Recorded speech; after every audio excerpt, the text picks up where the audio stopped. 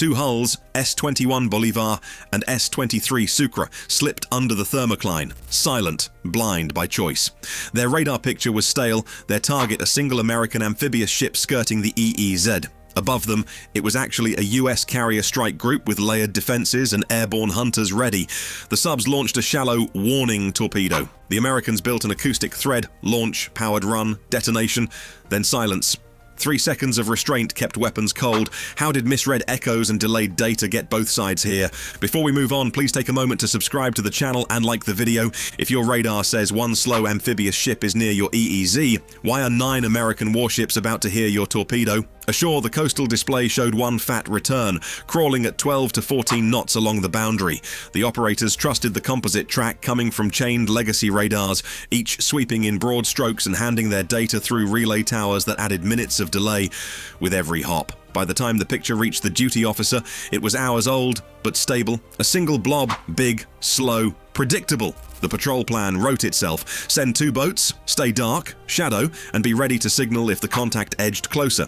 The submarines slipped to depth and killed their emitters. Under the thermocline, the water turned into a blanket. Their world shrank to what filtered through the hull, a distant thrum, low-frequency churn that matched the briefing, an amphibious hull working through swell, not a carrier group with layers of screens and buzzing rotorcraft. Above, sea state threw whitecaps at the radar horizon. Ashore, older processors didn't sort the mess well. Clutter merged with real tracks. Several ships sailing in loose formation blended into one. The merged return looked like a single large target, the kind you'd label as an LPD or LHD without blinking. Those legacy sets carried another weakness. The relays collected sweeps, batched them, and forwarded a digest. Latency stacked up. The system prized a smooth picture over a fast one. That smoothing ironed multiple returns into a single centroid and threw away outliers that might have hinted at escorts on the edges. In rough water, with side lobe energy bouncing off wave tops, the false echoes fattened the target. The result mimicked an amphib's radar cross-section,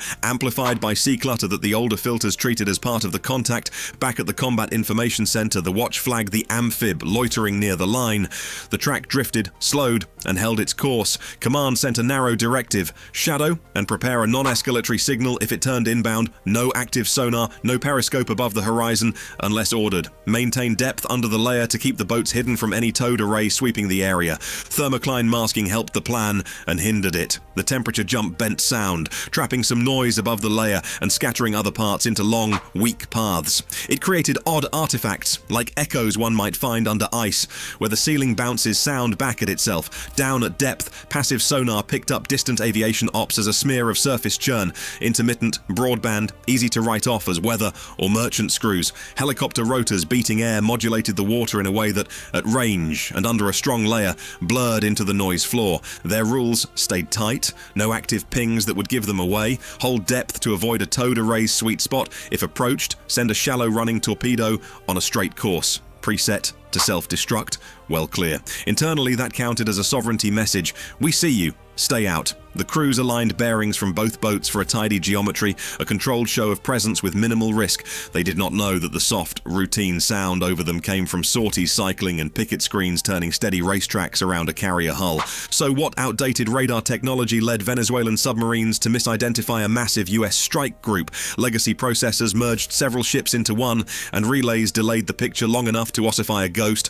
That ghost drove the brief, set the depth, and framed the warning. If the target was a ghost, the response they triggered was very real. Now we shift to how the Americans stitched the acoustic truth together in seconds. A single detonation, then 3 seconds of silence. How do you decide if that pop ended a warning or started an attack? From the carrier's deck edge to the destroyer's aft sonar room, the net was tight and busy. The strike group held steady in international waters, transit speed on, flight ops cycling. On a starboard sector, an acoustic watchstander called out cavitation anomalies, brief, sharp spikes that didn't match a merchant or a fishing trawler turning. The destroyer's towed array caught a short, hard transient, then a new, steady tone, rising out of the background noise. It sounded like a small prop driving up to power. The picture changed fast. Surface ships spun up SLQ-25 Nixie decoys and streamed them astern. Combat systems marked engagement zones, and the air boss cleared an MH-60R to the pattern. Below, weapons crews armed MK-54s and checked bearings on the suspected lane. The sonar chain recorded the sequence cleanly: a launch transient, a fast metallic crack, followed by a consistent propulsion note and a controlled, shallow-depth run. The last piece hit like a slap on the water. One detonation, no echoes of a warhead burrowing deep. No follow-on seeker pings bouncing back off a hull. Reading that track comes down to 4 beats. The initial spike is the launch, compressed gas, or a swim-out impulse. The steady prop is the motor settling into its run, a narrowband line that holds even through sea noise. Search patterns draw the prop into arcs or short surges as the weapon executes pre-programmed legs. The terminal event splits in 2 flavors: a hard, energetic detonation with target return, or a simpler pop at a set depth when the timer expires or the self-destruct triggers. Tonight sounded like the second. Doctrine moved with it. Surface radars kept a clean air and sea picture around the carrier. Towed arrays built bearing lines from multiple ships, and decoys threw out fat audio targets to pull any homing head away from steel. Overhead, the MH-60R tossed sonobuoys on a fast field and dropped a dipping sonar to bracket the lane of approach. Triangulation came from the water up, not the air down. Each sensor sharpened the grid, reducing the guesswork and giving the bridge a way to measure risk in seconds, not minutes. Then the hold order: 3 seconds. No breathing on the circuit.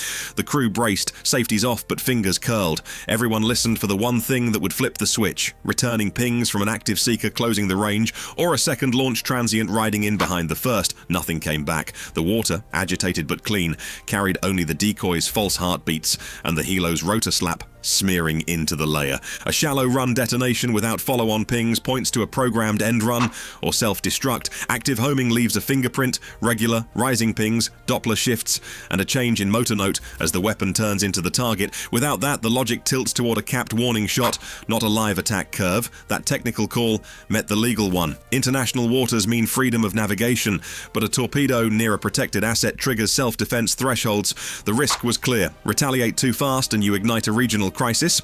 Wait too long and you invite a second weapon into the formation. The strike group chose the narrow line, ready to fire, held by discipline and a complete acoustic story. So why did the Venezuelan crews think they had one slow amphib in front of them instead of 9 warships? The merged radar track they trusted matched a quiet posture from the Americans, and their orders fit that picture.